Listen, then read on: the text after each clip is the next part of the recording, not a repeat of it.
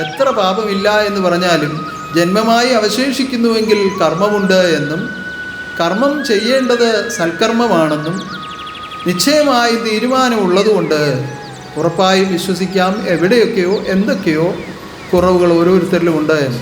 അപ്പോൾ അതിനെ എങ്ങനെ നമുക്ക് കഴുകിക്കളയാം? ഇരുട്ടായി കിടക്കുന്ന ഒരു മുറിയിലേക്ക് വെളിച്ചം കൊണ്ടുവരുവാൻ എന്താണ് വേണ്ടത്? വെളിച്ചമുള്ള ഒരു വസ്തുവിനെ അവിടെ കൊണ്ടുവരണം, അല്ലേ? ഏത് രീതിയിലായാലും. ഇപ്പോൾ അനേകം വെളിച്ചം സ്വയം ഉണ്ടാക്കുന്ന വസ്തുക്കളും കൂടെ കൊണ്ടു നടക്കാവുന്ന വസ്തുക്കളും ഒക്കെ ഉണ്ട്.